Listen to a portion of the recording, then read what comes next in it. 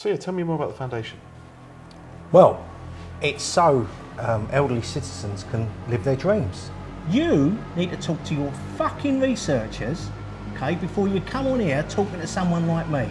Because I've had a fucking enough of you. I was a victim of abuse from those women, okay? And you smarmy little shit. So just... Sorry?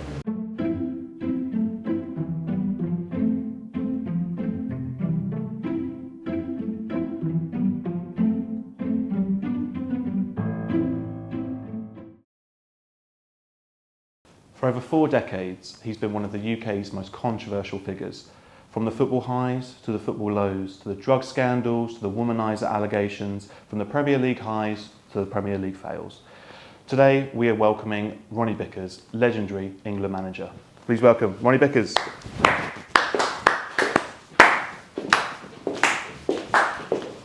Just sit down. Okay, welcome Ronnie. Hello. Not too sure about your intro, but hey-ho. Okay, so now it's safe to say you've had your fair share of time managing various players throughout your career. What is your current view on the England team at the moment? Well, it's a good question, because as you're probably aware, Thomas and myself are good friends. We played together. And when he took over Chelsea, he rang me and he said, Ronnie, I have a problem. I'm taking over Chelsea. And I went, what's the problem? I don't know what. I said, listen. I said, you only need to do one thing. Learn the Chelsea song, Blue is the colour.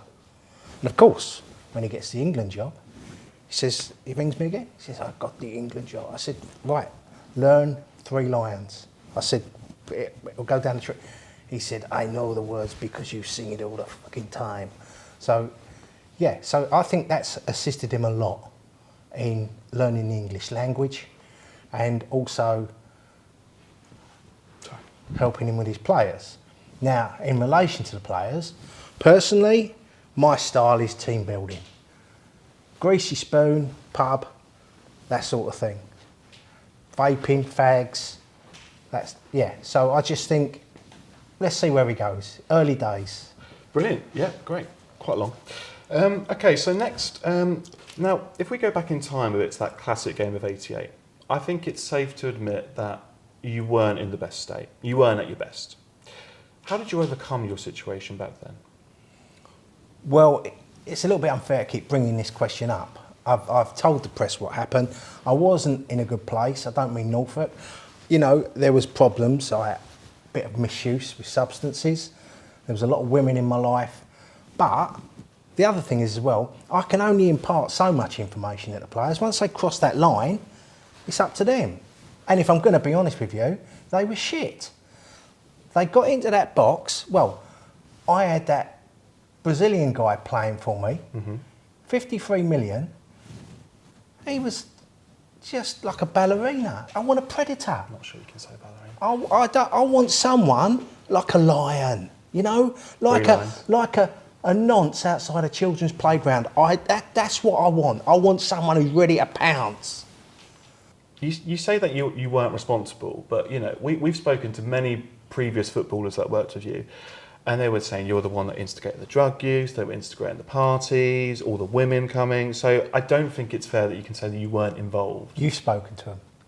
Well, me and my team, yes. Who you've spoken to? Well, I don't think we can disclose that information, but...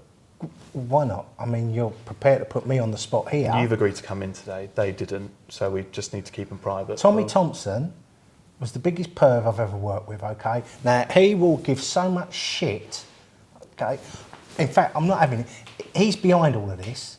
He just won't let it go. I dropped him from the team, okay? And all of a sudden, it's all coming back up again. Well, he did have I haven't finished. He harbours a grudge, okay? And if that's who you've been talking to, it's all fucking nonsense. Okay, we'll try not to swear.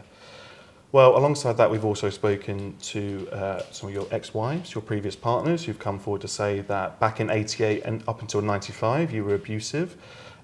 Drug misuse, drug use, all of the drugs, every single day, apparently. So I don't think it's safe to say that you weren't involved in this. I think you were heavily involved in the downfall of your team and in those results in the late 80s and early 90s. I was a victim of abuse from those women. Okay? Okay. It was reported to the police. I won't have it. They were the ones supplying the drugs. What, the police? Oh, don't be a dick all your life. I had lots of problems. Women, these women, once they got a bit of money under their belt, yeah, they started abusing me. Okay? There's two sides to every story. You've got one side. And it's not acceptable you've come here without corroborating any of this information. Okay, I think we've got a little bit tense. I think Well, I came here to talk about my charity work. I didn't come here to dig up the I past. don't know you did charity work. Well, We've got anything about charity your work. research, you said I'm coming here to talk about charity work. Yeah, go on, tell us about the charity work.